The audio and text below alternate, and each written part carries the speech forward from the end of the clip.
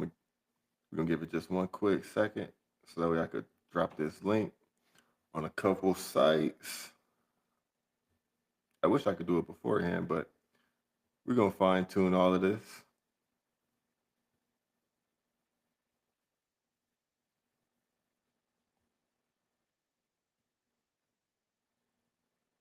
Yeah, no, it really has, bro. I'm glad you kept letting me know.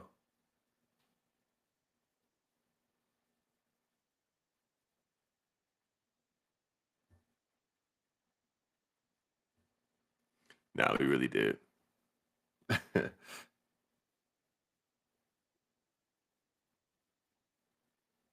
You been locked in with the attorney?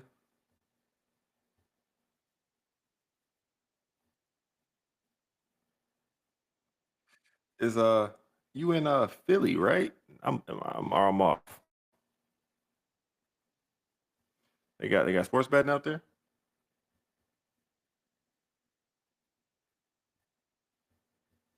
Hey man, it takes one to know one.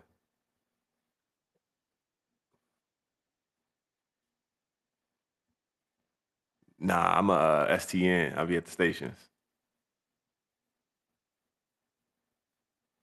Yeah,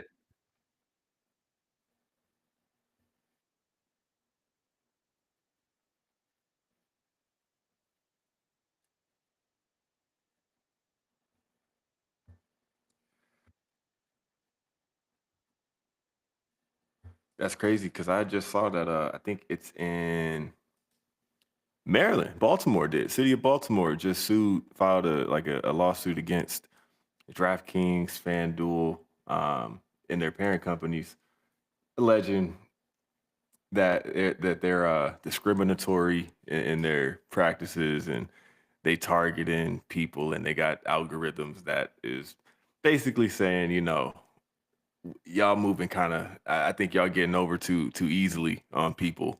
And I feel like that's just maybe the first one. It's the first one that I've seen for sure. And that was today. But I'm like, not y'all gonna try to come for him. What's that gonna be about? So who knows?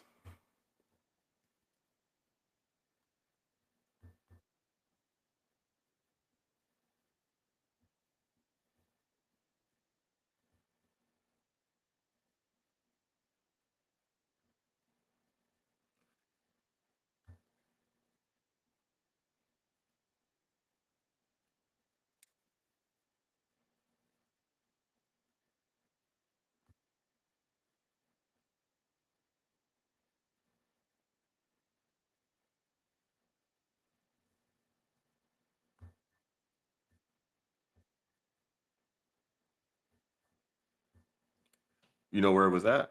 I'm gonna look it up.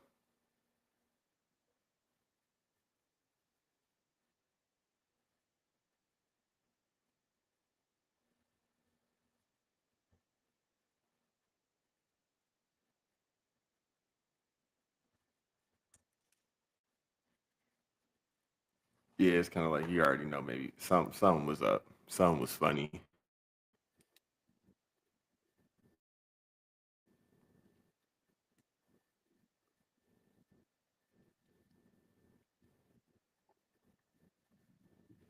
That's what's up, man. Let's go ahead and get this thing rolling officially. Officially, hello and welcome to season 3, episode 11 of the D Hoop University podcast. This is your boy Daryl Harris, also known as the Hoopster, and this is the second live stream of the week. We might really be cooking with gas now. I wanted to do this for a minute.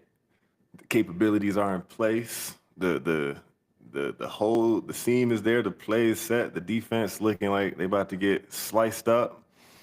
And I'm here with my boy CeeLo, man. We coast to coast with it right now, bro. CeeLo, talk to him, bro. You already have been, but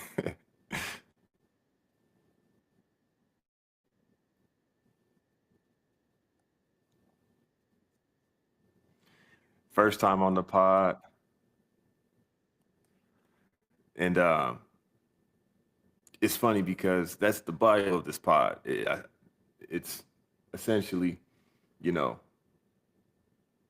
I want to read it just so I get it right. Matter of fact, and this won't take me too long to find it, but it's covering conversations that revolve around sport, sort of with the collegiate nostalgia of it, just with homies, and CeeLo's a prime example. Man, we connect that.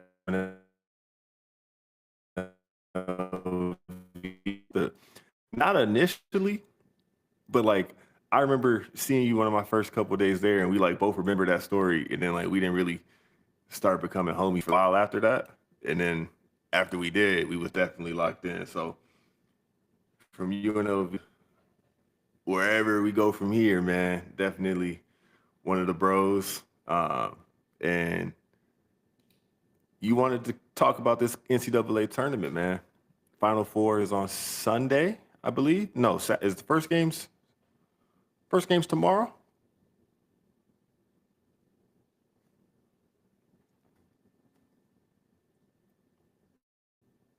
Let me get that right.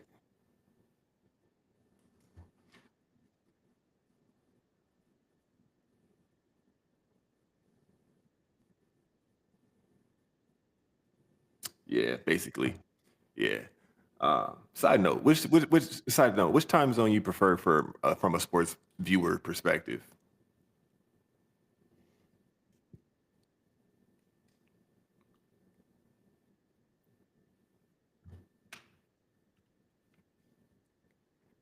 Right.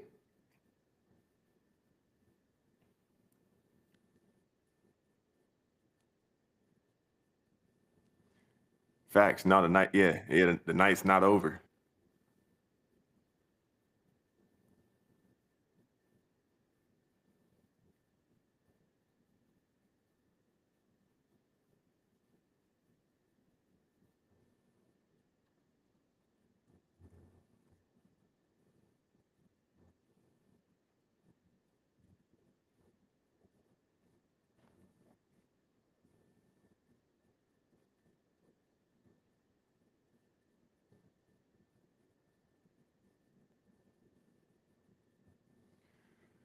I, that's all I knew, man, until I went to Baylor and I was on Central Time, and I was like, this ain't bad, but the Lakers come on at 9, 10 o'clock. Like, it's not going off until midnight, and it's funny.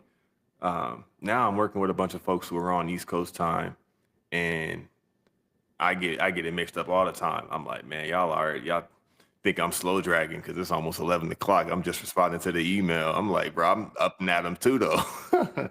But nah,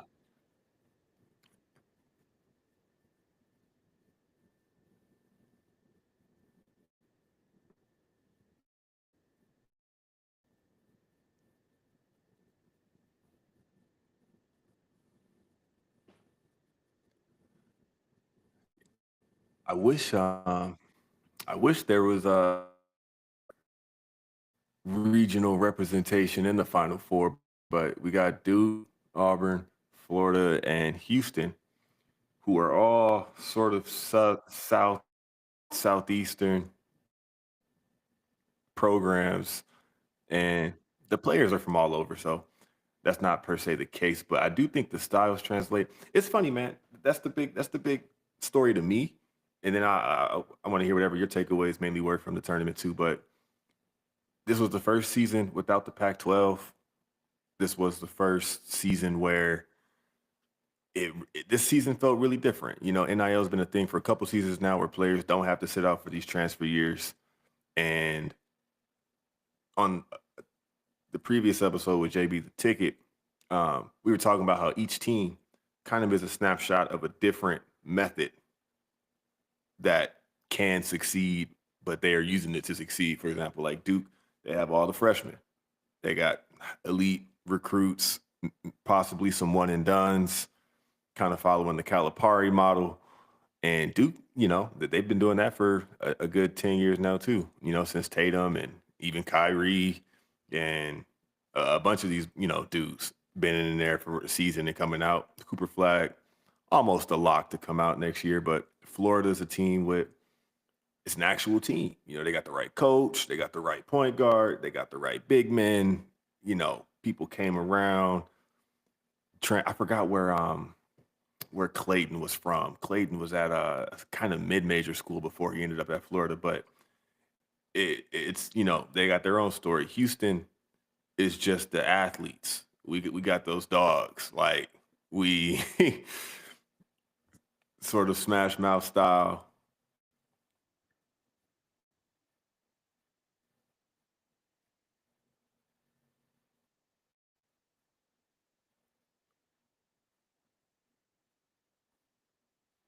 Hmm. Yep. San Diego State. Yeah, definitely. They got to the championship playing ugly ball.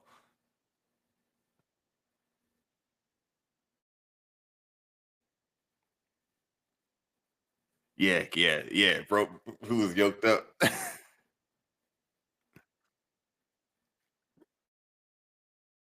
Yeah, 6, 27.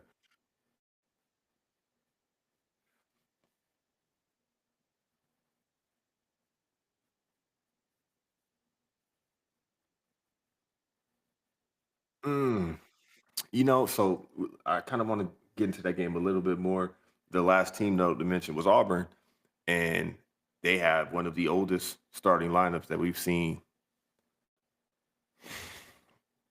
you know, to be this successful in a long time. And that's another reflection of what's different right now with the college game is that players are staying more. They are saying, like, you know what, if I can get a little something, something, I might as well either maximize this run that I have and do what I can, get my degree, get set up for after college, all of that, or I need to just find the right situation for one season. Like shout out to that boy John L. Davis. He was at Florida Atlantic last year, and he was on Arkansas this year. Calipari. I thought they were kind of going to go a little deeper. They didn't, but he's kind of just like, man, oh man, I got to find one spot, one program to get that season that's going to get me in the draft.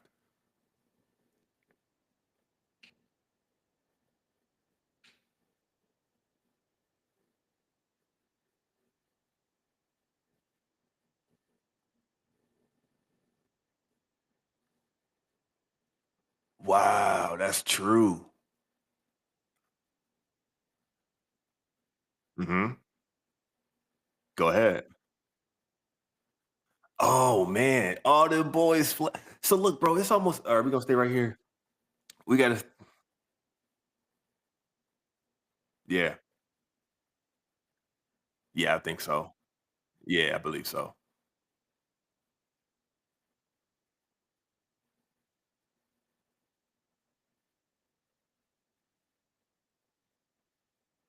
Yeah. That boy Dusty.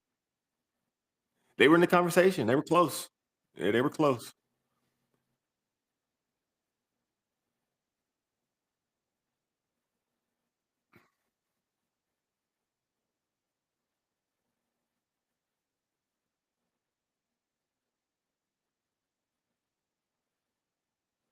It's it's a double-edged sword, though, so that I think that the consensus is that, like, you know, we wanna see good games. We wanna see at the end of the day, and it's always cool when a Cinderella team makes the run. But the Cinderella team, it doesn't have a happy ending most of the time when it's a Cinderella team. So it's kind of like you get to the end and it's like, oh, of course Duke beat them by 33. Like, but go- it sucks because with the transfer holdout year no longer being a thing, players are like, yo, I'm out of here after one season. Like I believe it was if not UCI, what was the program with the manager? Was that yeah, this season that was making that got everybody's attention. Was it Drake? Not Drake. It wasn't Drake. It was you know what I'm talking about, the dude everybody was calling him Big Aura and all of this and that. Yeah, yeah, McNeese State. Bro, the McNeese State coach and the manager fool. Gone already. Gone already. Good for them. It's just kind of weird. Like everybody's just packing up shop, out the door.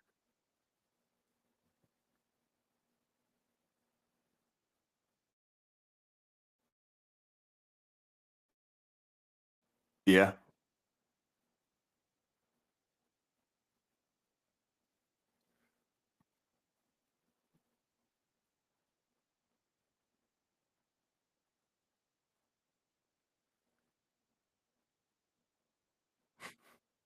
What is happening?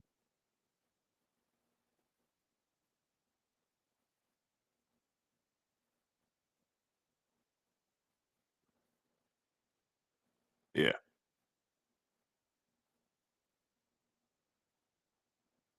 Yeah.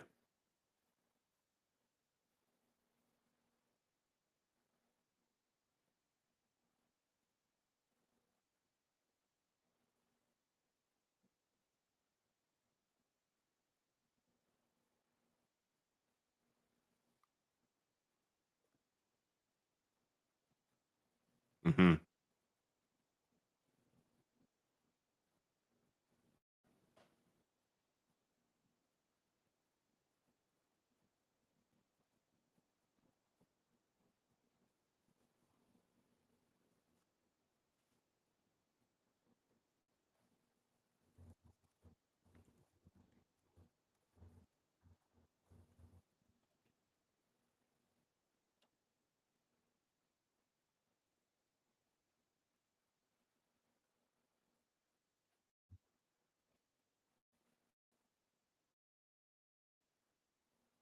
It's weird.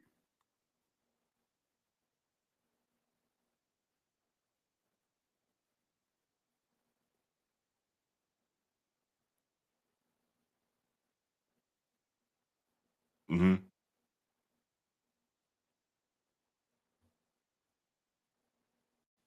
Yeah. I think it's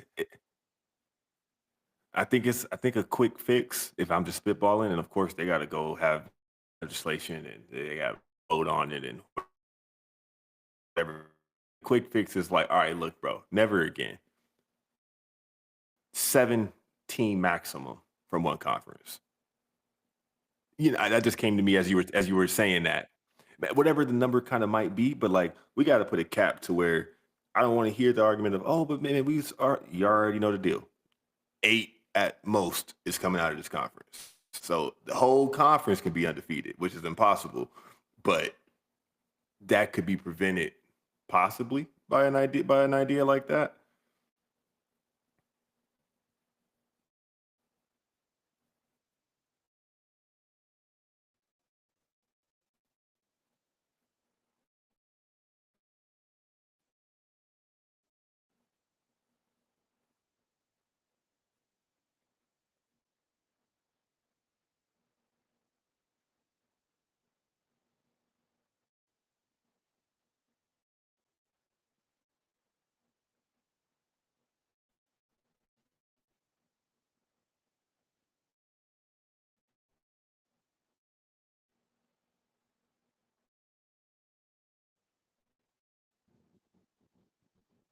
Right.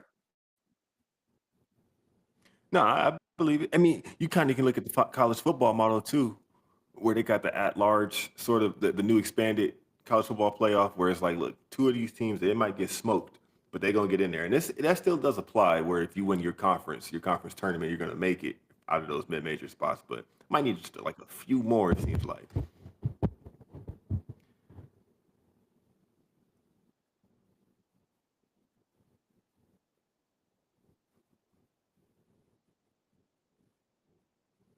that's needed. Yes, I agree with you. I agree. I agree because they will be back next season, I believe.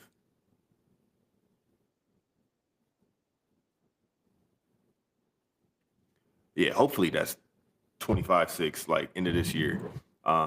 But right, I know it's gonna be a different conference with like Gonzaga's in there in the Pac-12. They'll have I can't even tell you the rest off the top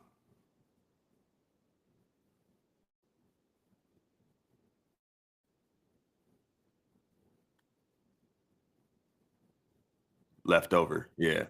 Yeah, it's kind of like a Pac-10 or something right now. Or they had to hit the minimum of like 8 or 9 or 10 or something, but they might have it now.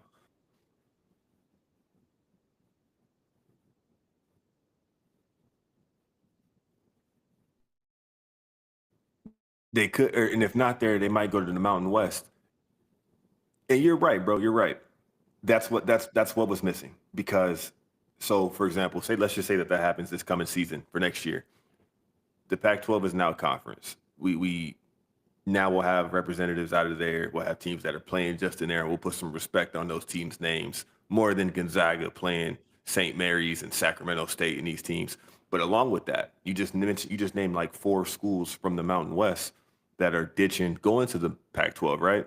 Well, that kind of sucks, but I'm a shoot rooting for the home team for the Rebels.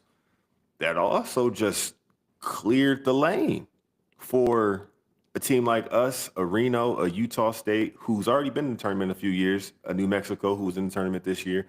It kind of opens the floor for y'all to now breathe a little bit better, and one of y'all can make it out. Right? Yeah, it's more attainable. Uh, in my life, go ahead.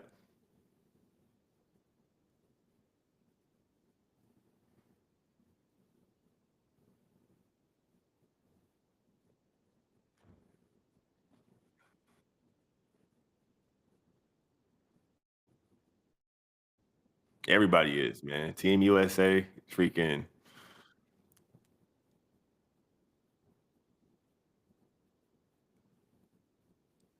So, we got the new coach. We got a new coach.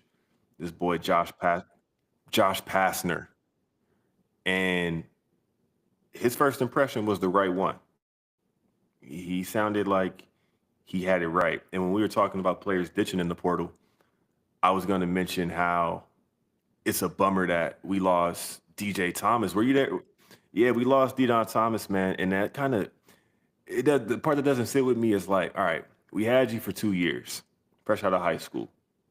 You was, all freshman team your first year. Second year, I think he was like third team all Mountain West, but the team didn't really get better from his first to second year. So he had more responsibility, but he wasn't playing more effective with that because the team really didn't get better. So it's like now he did. He also did. Didn't have him for the conference tourney whatsoever. So with the part that doesn't sit with me is like, all right, man, you done took your licks over here. You done kind of got beat up. Now you got a feel for the game. Now you were ready to be an upperclassman, ready to you're a veteran college player now, point guard. Now you're ready to really be a part of why a team is winning, and you gone. Like we don't get any return on investment from 2 years of backing you, supporting you. But by all means, I'm pro player at the same time. It's just the big picture element still. And he went to LSU, and LSU just brought in like 4 or 5, big name, whatever you want to call it, portal people. That his spot is not guaranteed over there, but it's a big opportunity, and that team can offer him a team like that with a budget like that is more than the entire NIL fund right now in a Mountain Western Conference team. So it's just the playing fields aren't really even yet, and that is what it is. There'll always be haves and have-nots. Um,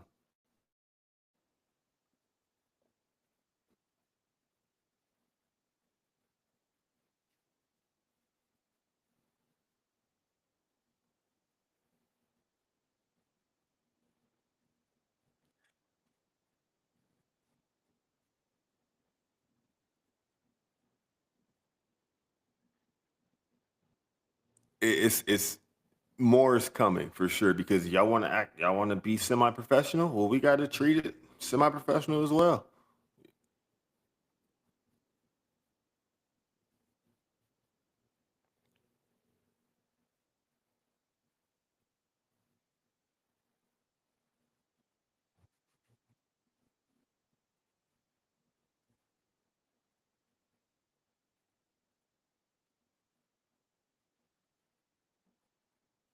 Oh no, it is, bro. It is, and that's why the G League Ignite team folded. Scoot Henderson, um, G League Ignite folded because they weren't developing. It was a mess. It was a slight mess, but players still came out of it. Like Scoot's doing his thing. Matas Buzelis for the Bulls doing his thing right now. Um, Jalen Green was a G League Ignite product, I believe, as was there's another one that's like at the top of the Kaminga, as was Kaminga. So it did a thing, but right, all those people took the option that was going to pay them, but they probably all would instead take a season of college ball, getting probably the same amount of money with the college experience and March Madness and oh, for sure, bro. Yeah. Man, flag, bro, and this can transition us into some Final Four predictions because it's a hot take. I just went big on Duke last episode. I love Maluwak. He is such a difference maker for that team. If there was one team built to give Duke a run for their money, it is this physical specimen of a team that Houston is, man. If they can ugly it up, get to the hole, maybe put Maluwak in foul trouble, flag in foul trouble, this ain't a runaway.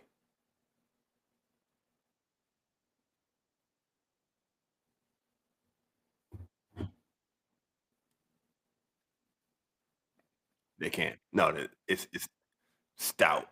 Yeah, no.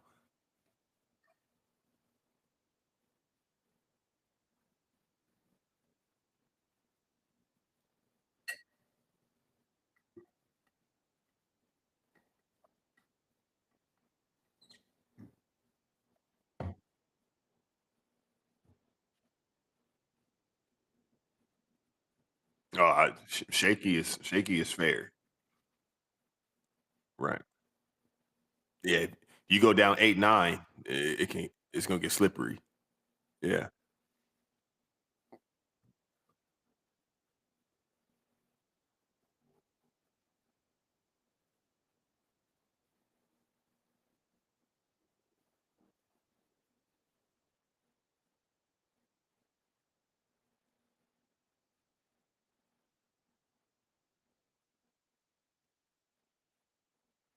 Hmm.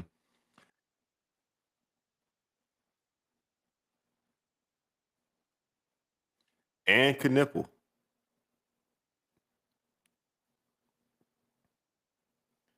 It's gonna be tough, but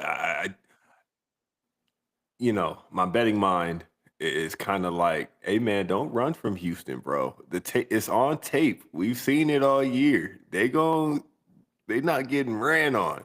And if one team was to challenge this, talented young Duke squad, I feel like they could. But you saw that post talking about the whole team runs a sub 540 mile. Yeah.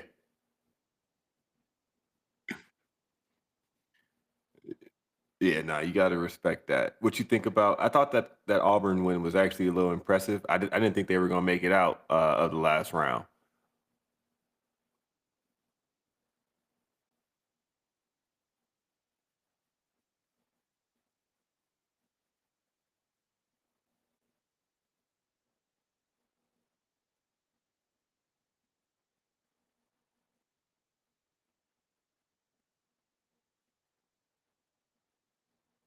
and they were ahead, so it was like just steer it home.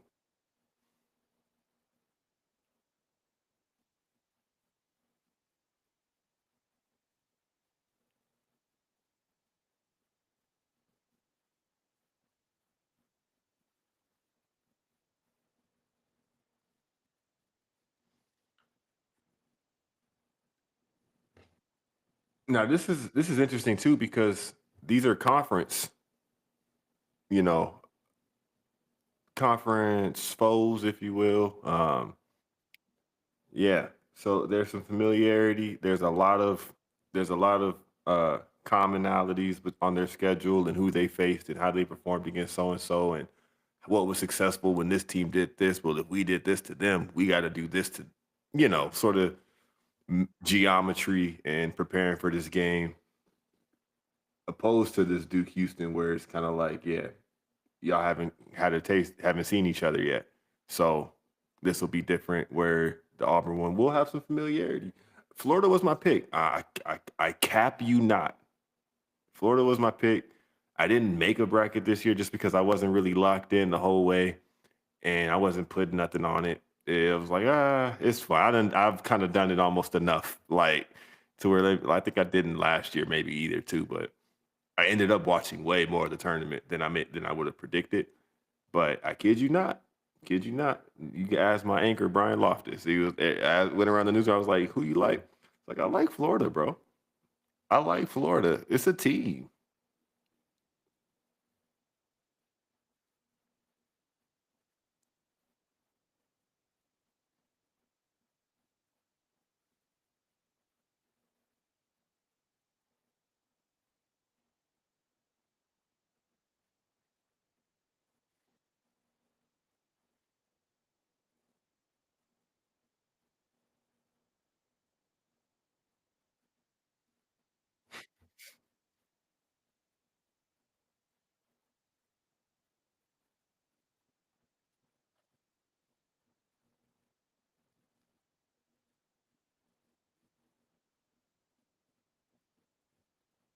Now we about to move on.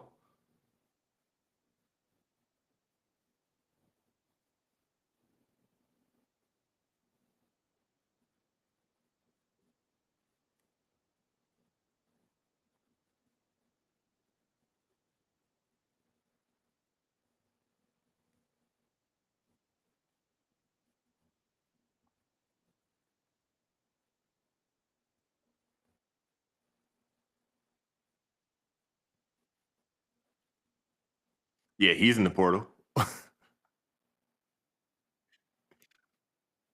Yeah, why did he not? I don't know why he wasn't in the game. I don't know why he wasn't in the game.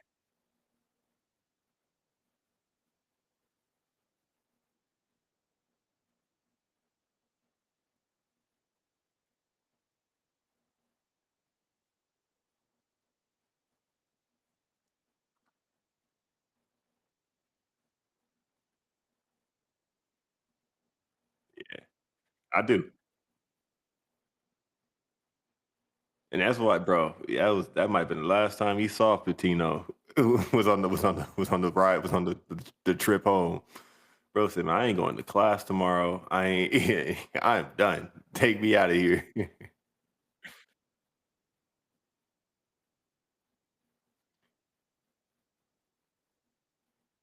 Yeah. Oh, I can't. Nah.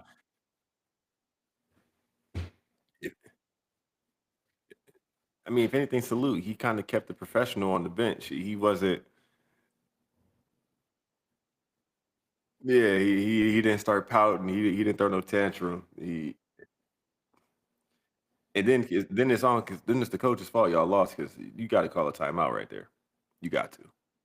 This ain't the pros. This ain't. I don't know. Like soon as he started this herky jerky, oh hell no, no ref.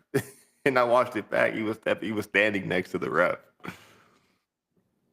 It happens.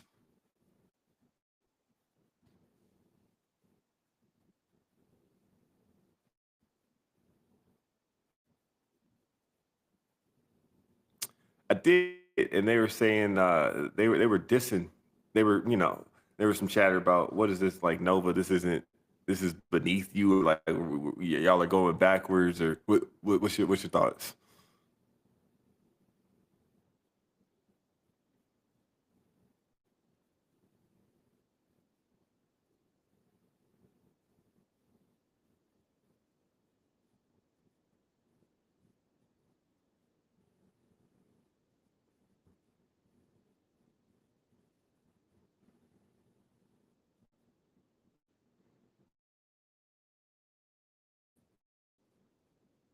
No, it makes sense.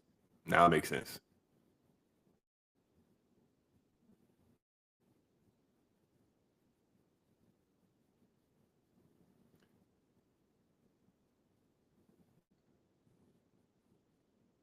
Yeah, I need the resource. I need the resources and can make it happen. Yeah. You think Lil Reese? You think Lil Reese is out of there, out of Maryland? Then you think Angel Reese brother out of? Mm-hmm.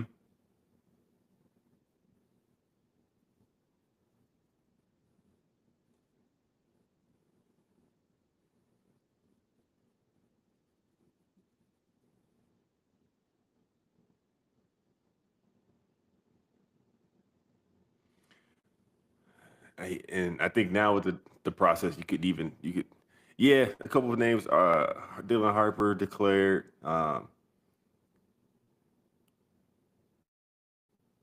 Yeah,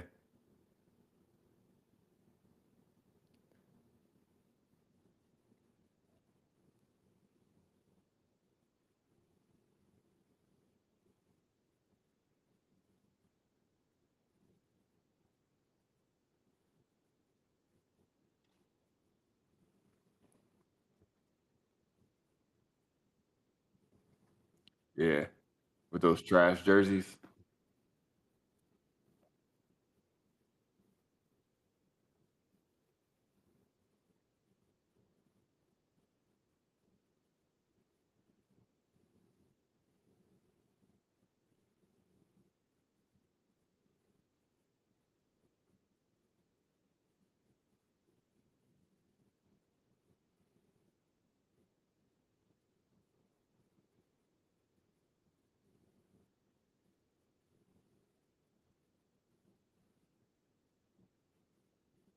Yeah, Buzz Williams.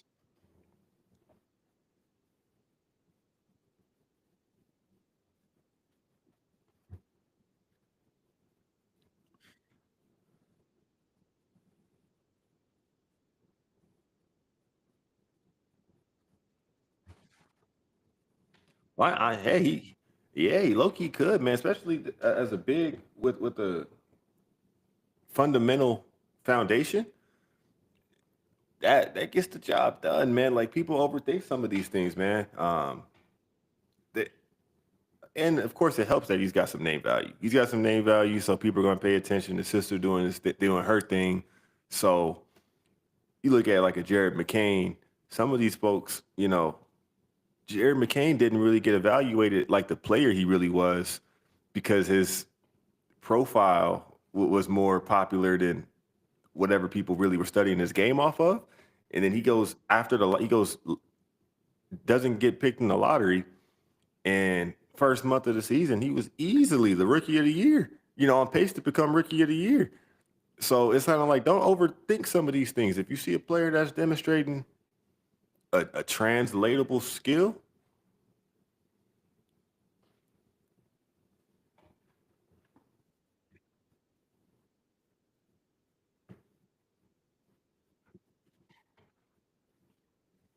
nice.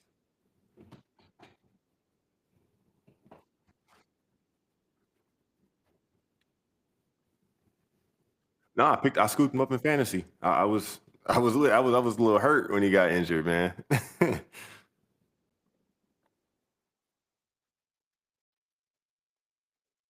Yep.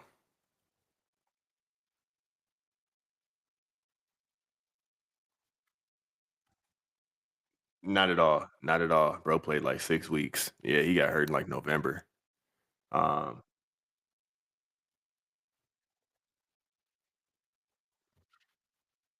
it's gonna be Stephon Castle. I said it.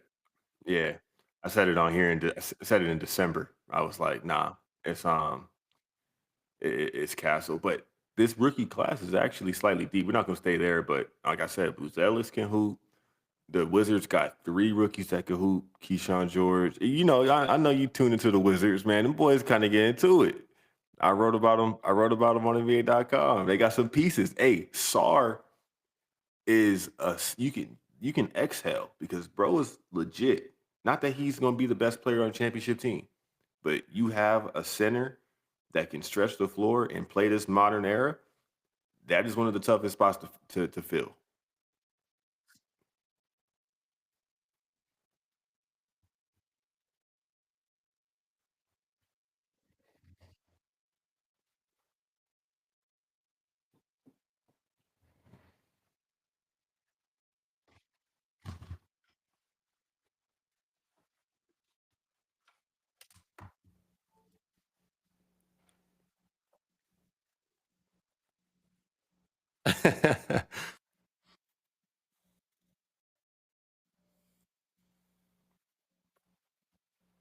Right. Well, I think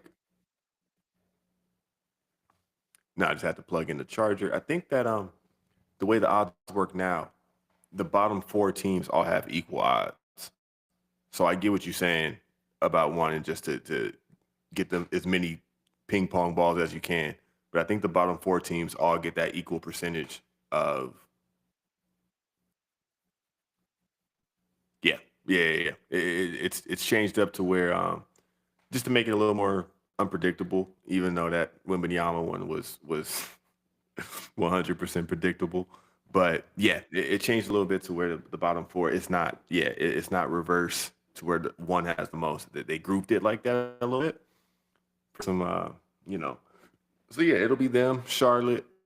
Um, who else down there kind of kicking? But I'm curious to see if. Oh yeah. Now Flag's coming out too, man. I kind of wait to see, but he's just not gonna make that announcement while the tourney's still going. He's trying to get to it. But while we're here, bro, let's go ahead and get into this who's hooping, man. Who's hooping? And I got one for you, and you this one might hurt. Denny Avdia. This brother is losing his mind right now.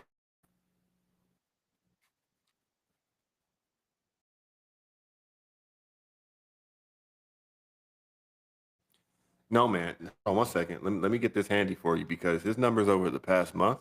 I'm also playing him right now in the fantasy championship, and he might single-handedly be the reason why I lose. I kid you not. This boy's losing it right now in Portland. And it's sort of opportunity for one, Chauncey Billups been kind of doing this thing over there, but it's people stepped out. He's just seizing the moment, seizing the opportunity. Aiden was on funny games this entire season. Scoot had a better year than his rookie year, much better, but not ready to hand over the keys. Anthony Simons is kind of going. He's kind of plateaued already. Where we know you can hoop.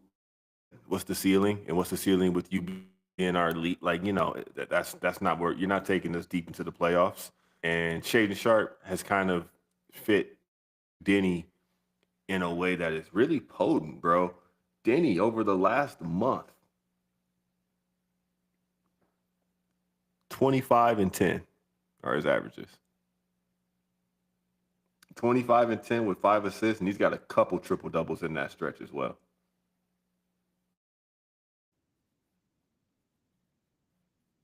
Yeah, on the first against Atlanta. No, it was on Monday. It was against Atlanta, 32, 15, and 10.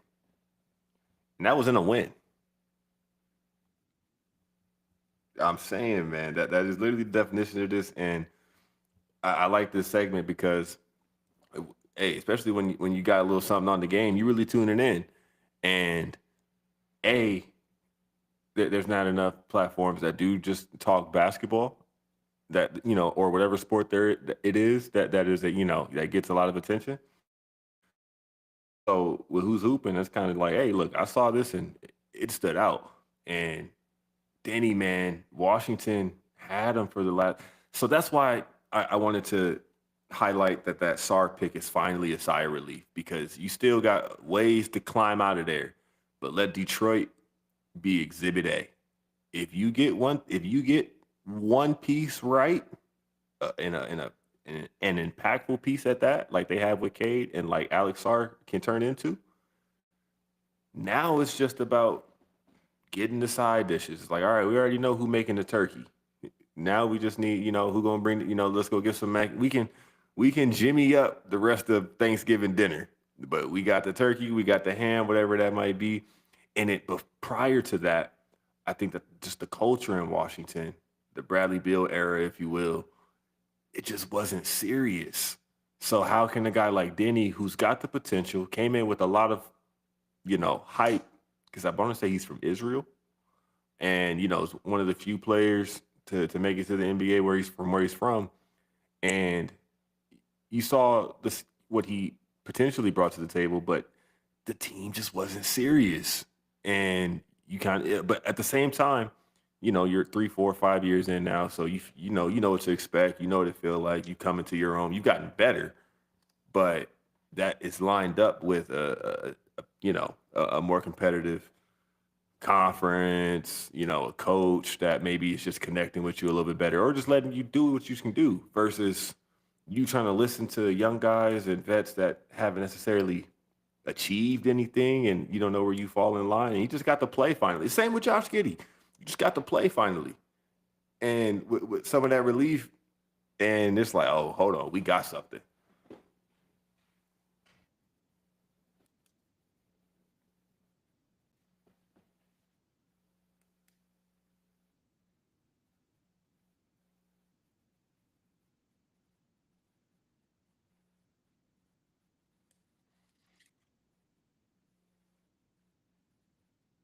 And it's just him and Middleton because that was the article. It was like, hey, they've got these young guys, and now they've actually added some vets that can really positively just shape these dudes.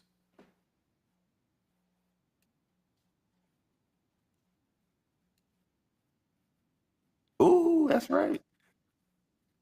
Because I was, oh, he sure did, and I was about to correct you and say that Marcus Smart didn't win one with Boston, but I slept on pool. No, I can't do that.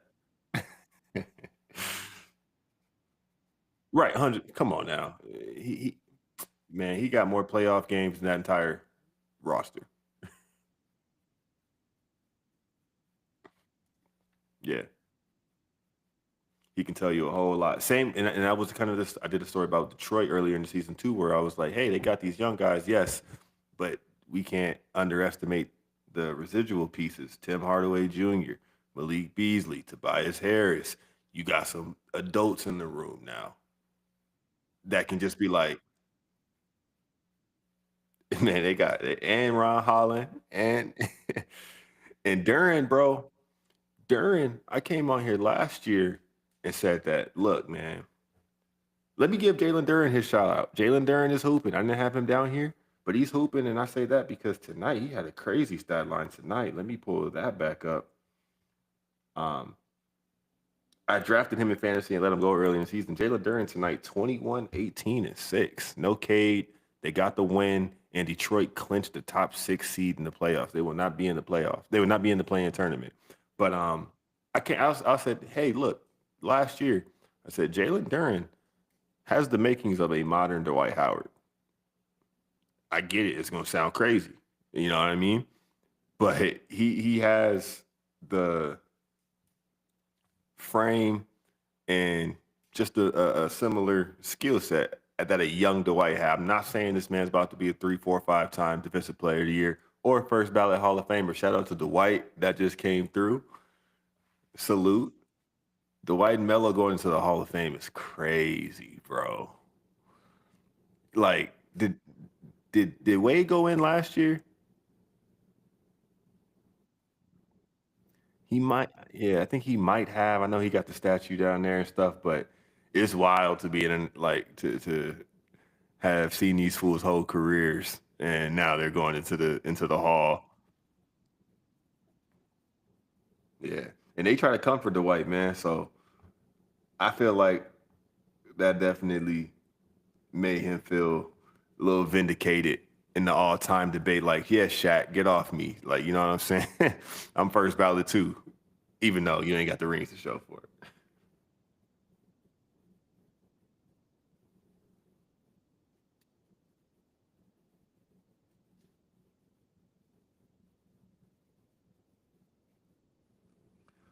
Come on now, come on. Hey, you hitting you.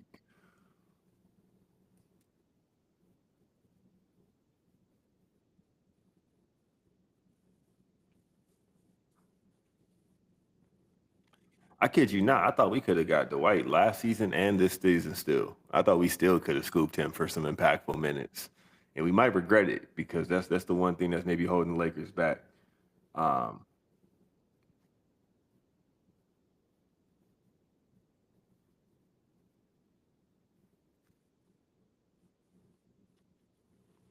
I mean, I'll give a shout out to those boys too because the big three, AR, Luca, and LeBron, they combined for 92 tonight.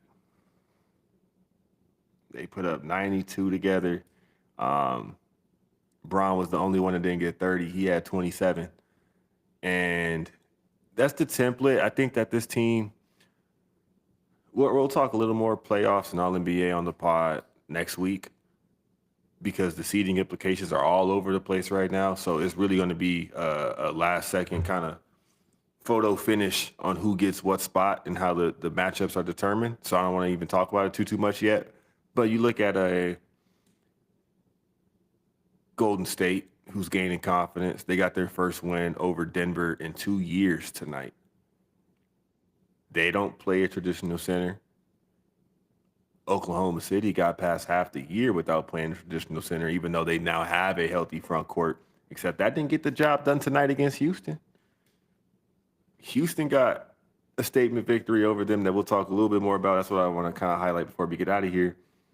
And their styles, and we saw the Lakers. I think the Lakers exposed the Nuggets about a month ago when they played. You probably saw some of it, but they forced Jokic into like 6, 7 turnovers.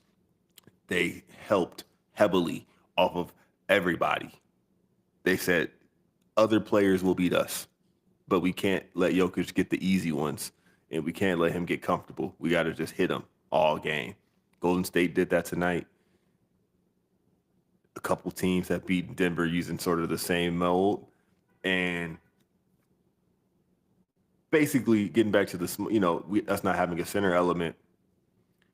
We shall see, and it needs to happen. But I think that when the postseason does come, and it's time to go mismatch hunting, and it's time to sag off of who we don't consider a threat, that's when players like Chet become really valuable because you can't stretch the floor still. But teams might have to go small to match the lineup. If the Lakers are going to go, if they're just going to say, look, man, we're going to roll with Rui, Bron, Finney Smith, Luka, and AR, that means we got 4 bodies that's 6'8", 6'9". Everybody can switch. And then, AR, that's just going to stick on the guard. But offensively, it's dang near 5 out. Who are you helping off of? And if y'all got a big out there, trust and believe, we're going to drag him out to this pick and roll, and we're going to attack the mismatch. We're going to find a way to get past. We're going to find a way to use that. So we're going to see some teams have to play chess and be like, dang, we actually can't take advantage of the lack of a center. So we'll see. Draymond is about to maybe win Defensive Player of the Year. And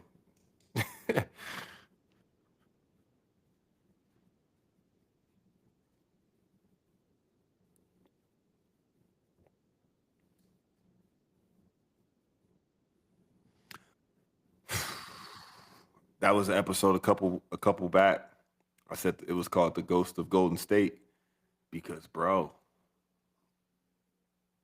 I like I love this is what I love this, bro. Talking NBA, but I'm like, yo, Houston's, Memphis's, even OKC,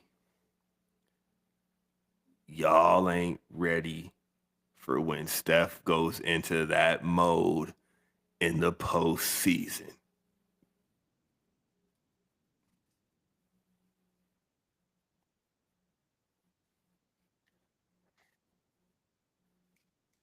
Nah, man. And we got to start talking like this because it's legitimately scary that they might have messed around and put back together. And what's crazy, the team that's going to get it done. Um, I watched. Did you catch the Court of Gold documentary on Netflix? I've it follows like Canada, Serbia, France, Australia, Team USA, maybe one more or so through the Olympics, and culminates in the bronze and in semifinal games, and it's about 6 episodes. I watched it all, and I've watched a couple episodes twice now because, bro, the last 2 episodes where they're just slow balling, having the interviews where the players are talking about what's going on in that game against Serbia, where they had to come back from double digits in the fourth, and the gold medal game against Wemby in France, where they were trying to go up the hearing everybody narrate what happens, and it's really the Steph Curry and KD documentary. Bron didn't do interviews, Tatum didn't do interviews, things like that. It's really about them. But bro, it's you will after watching that doc, you just have to put Stephen Curry in a different category. It's like that was a snapshot. It showed that it's 100% still there. He hasn't lost a bit. He hasn't lost one bit of peak of what peak Steph could provide when push comes to shove. He he lost his mind, bro. And it's like he hit 7 or 8 threes in the gold medal game, but like those 4 straight or 5 straight he hit in the fourth quarter, and he did it tonight. I watched it. 36 tonight against the Nuggets, 7 for 15 from three, and bro, I you feel it.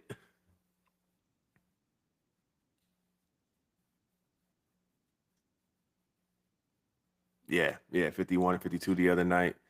Dude, I'm saying, man, it's and this team now, so you look at their 2022 championship team or 2021, which 2022, I believe.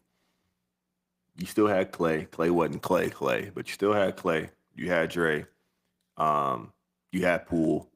You had Wiggins and Looney. You know what I mean? Basically, that was the squad that ran the table. This year, you still got Steve Kerr on the sideline, first of all. And Kerr's in the documentary, and you get to just see the understanding that he has of Steph. It's so crazy, bro. But you still got Kerr, still got Dre, still got Steph. Now you got Jimmy Butler. Now you got Kaminga. Now you got Pajimski. Now you got Moses Moody. That's all he. You could tell he was getting frustrated because he's like, y'all, I just need a little bit more, and we can make something shape. And it's like you could see the spark again because he's like, oh, we got it. So I think it's Lakers Warriors in the conference finals. Of course, the seeding may prevent that from being a reality.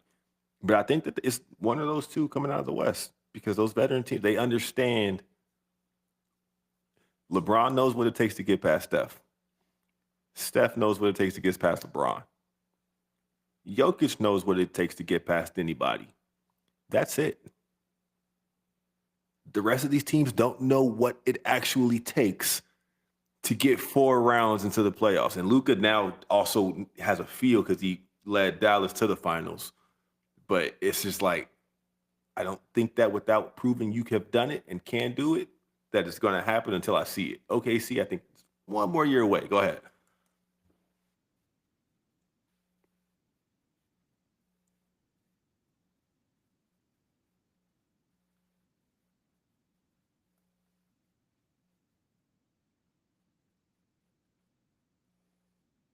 Oh no, they punted. They just punted on the season. I don't know what happened. At the same time, they're going to be low key dangerous. Who knows? But yeah,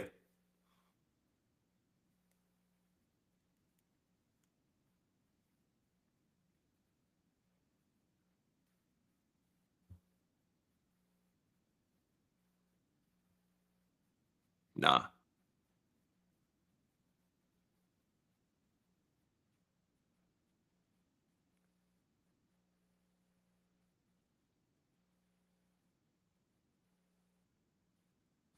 Yeah, JJ.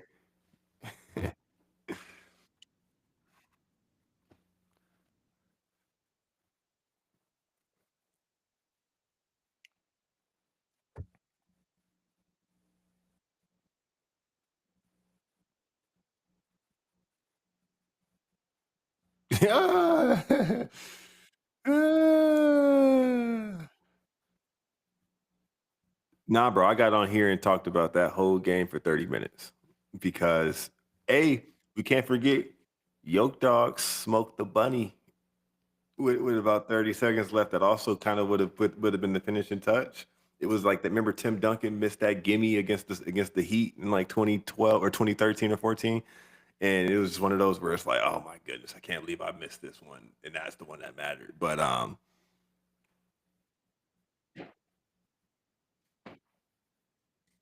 he didn't have to do it whatsoever, bro. I talked. That's what I talked about on here by myself. I was like, they get the turnover. For one, I criticized Ant for not being aggressive enough to that double team. If you watch that Netflix documentary, Steph Curry could give a damn about the double. Like, yeah, I'm gonna do that, but also his teammates, like literally, the shot where he hits the heave over Batum and somebody else that basically was a dagger before he went night night. Compare those two, and I know this is like a tangent. That play in comparison to multiple instances in the end of regulation and overtime for the Timberwolves. Ant passed out of the double team every single time from the end of regulation to the second overtime. And it wasn't until the second overtime with a minute left that he finally passed out of the double and did some action, got it back, and scored. Your teammates also have to know that, look, I get they're doubling you. We still got to find you, though. So Steph gets doubled, crossing half court, 30 seconds left, 40 seconds or so, 6 point game. They send the double. He passes it to KD. Bron is naked with the one more pass to just, oh, he's open. Let me just move the ball.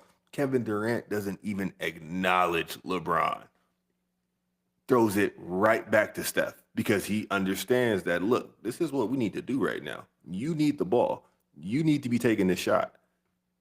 I trust you to do this. So I get it, but I'm gonna get it back to you. Good stuff, but I'm gonna find you. And Steph, he's in the interview. He's like, when he gave it back to me, it was like it was too late. I was already into the little boom bop, and that's how I do. I said, if this ain't getting blocked, it's going in. Um, so 100%, bro. Ant gave it away. I said, Westbrook started coming down the lane like he wanted you to throw him the alley oop. I'm like, bro, what are y'all doing? Y'all don't hold the ball.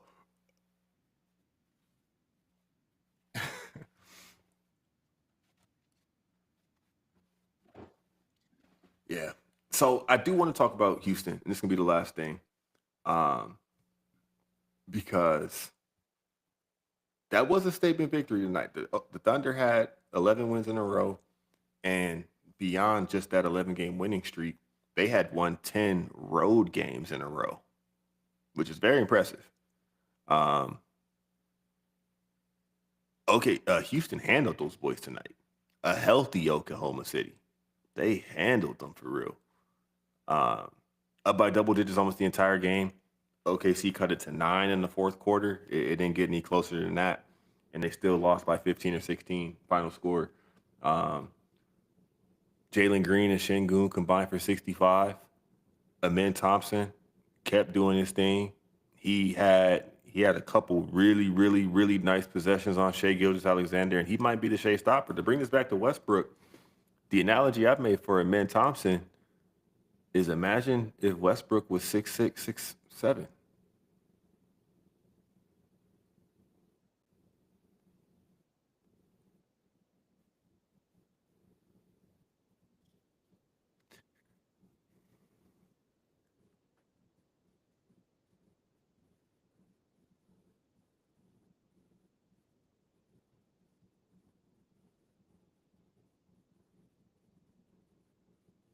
Nah, salute.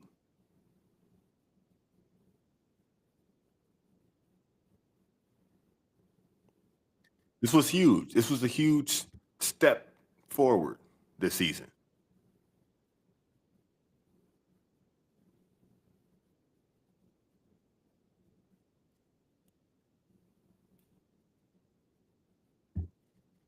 Dylan Brooks, contributor, he gets it.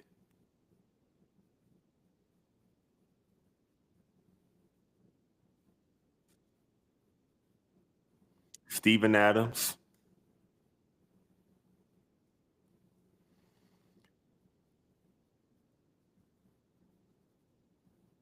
and really, it's yeah. And it's a testament to a little bit of loyalty, because Shingun and Jalen Green were in the same draft, and a lot of times, players, teams, organizations will move a young prospect trying to sort of overthink what's going on when it's like, look, man, let your guys play together. Look at OKC. Exactly. And that was thank you, bro. That was another analogy I made on here 2 episodes ago. I said, look, man, OKC, I get it, y'all great right now. It took Brown and Tatum 8 years, 7, 8 years to finally figure it out. And you gotta get your bumps. You gotta get your bruises, your battle scars to make you want it that much more. And then it really happens. But this will be fun to see. Shingun's got the right mentality since his summer league. I was a Shingun fan. I watched him in summer league, and again, same page with you where we don't think this is the title window. But for that team to be second in the Western Conference a year after not being in the playoffs, you got to tip your hat and you got to be on the lookout of like, okay, hold on, they really not effing around. But that's that in a nutshell. Jabari Smith had a great game too, and they got a lot of pieces. The summer will be interesting to see if they will stick with all of them because there's a lot of rumors. There's Devin Booker's and Kevin Durant's and names that people are tossing out, but Eason, Thompson, Jabari, Jalen, Whitmore, Shingun. It's like, bro, they have a lot of young bodies, and it would be interesting to see if they could demonstrate. Just look, we're gonna rock. We're gonna rock. We're gonna keep bringing in the vets that want to sign and play ball with the money we got to offer. But that's nasty.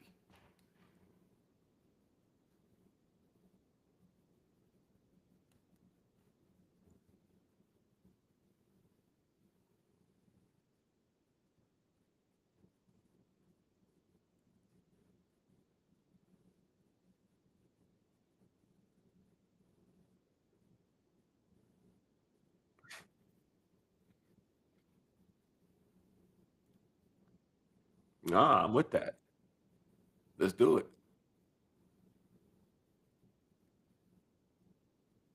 Mm,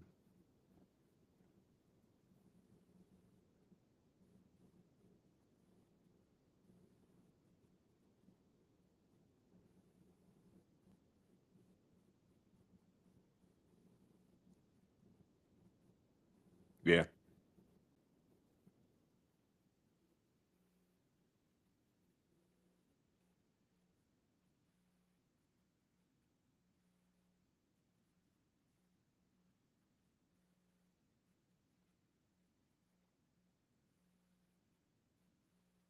yeah. She got some dogs. She got some dogs over there. Yeah, yeah, yeah.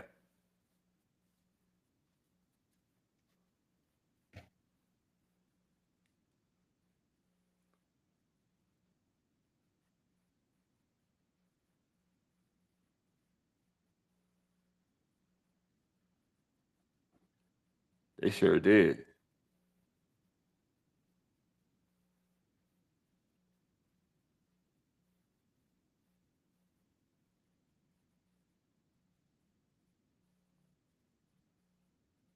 Yeah, yeah.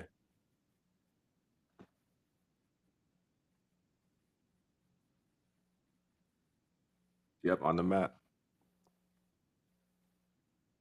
Elite Eight.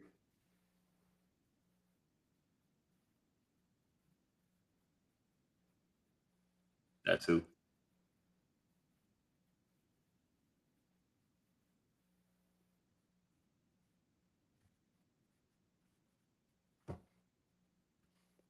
Yeah, yeah. Hidalgo, Olivia, and she's staying, and that's good. That's been good for their game as well, bro. You smoking? You smoking stuff right now because that was that was this is real spill. This is legit.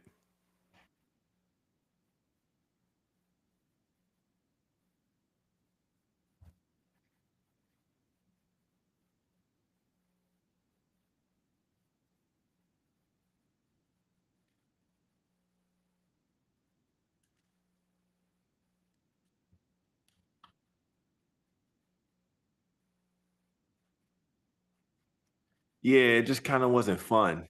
Right.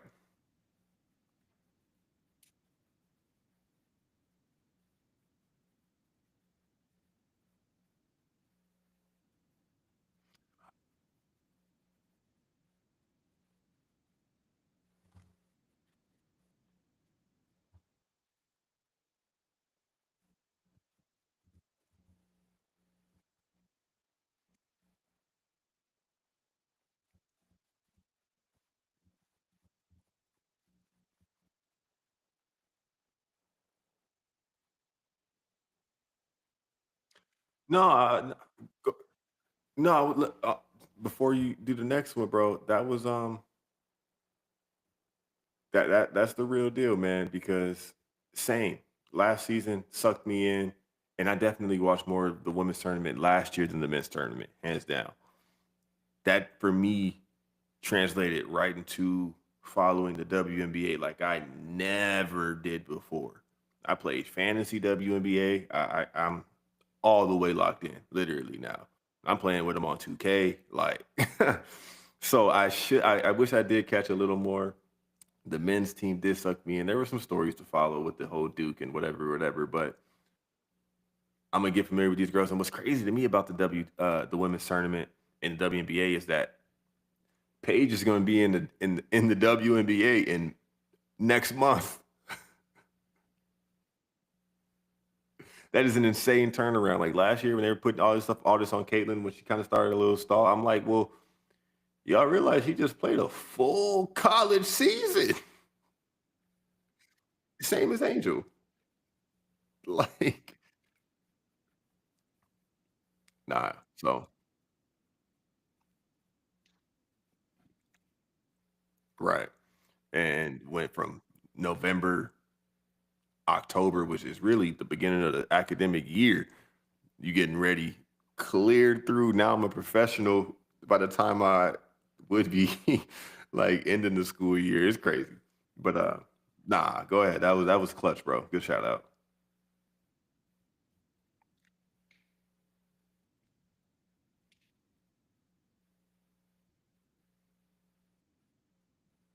Ovi,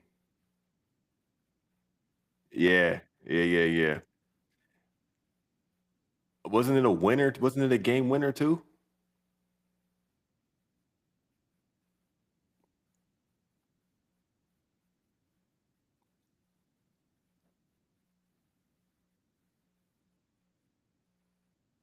To tie it.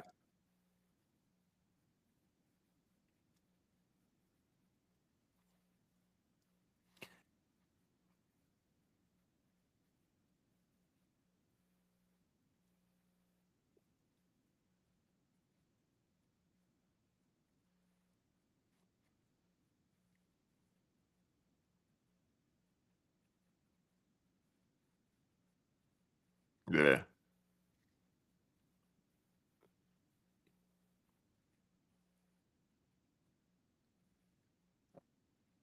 No, I'm not gonna lie, bro. I'm a super duper casual, and I actually enjoy getting to like not know for real what's happening, but just have a team that I want to like be biased towards now, with the Knights.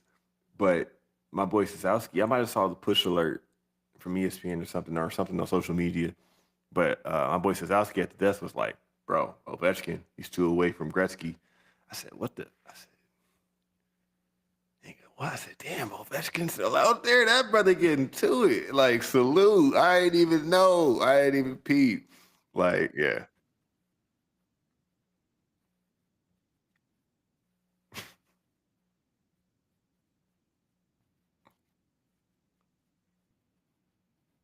Were they acting like that might have been were they when he got hurt? Were they acting like that might have been the end of his career type? Nah, because they know what he about. Yeah, for sure is. That was a Kobe. Yeah. Oh God.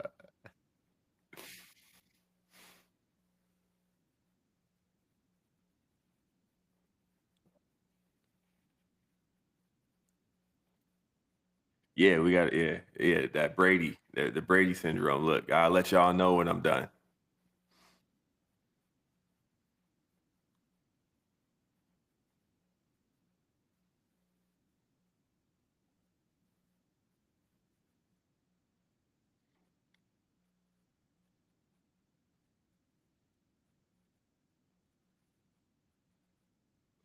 Hey man, this boy CeeLo came through the pod.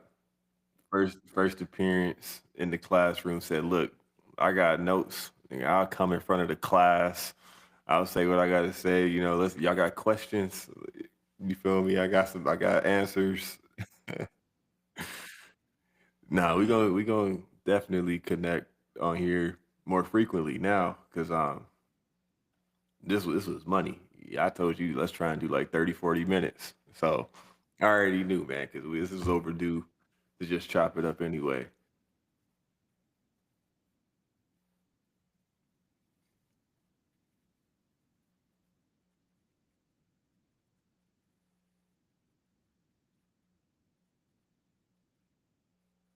So I'm saying, bro, I appreciate you, man.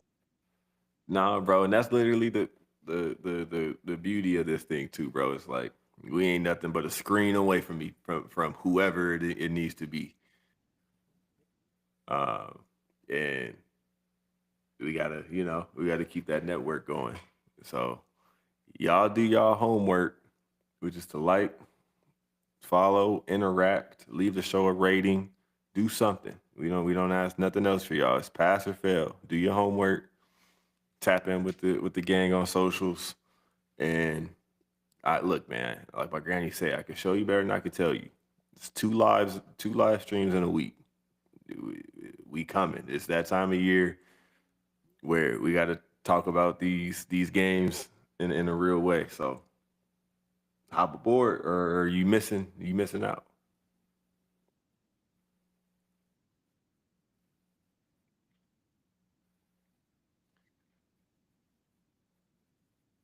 my brother, man. Hey, let me hit this button so we can chop it up. Still, you feel me? With all that said, till next time.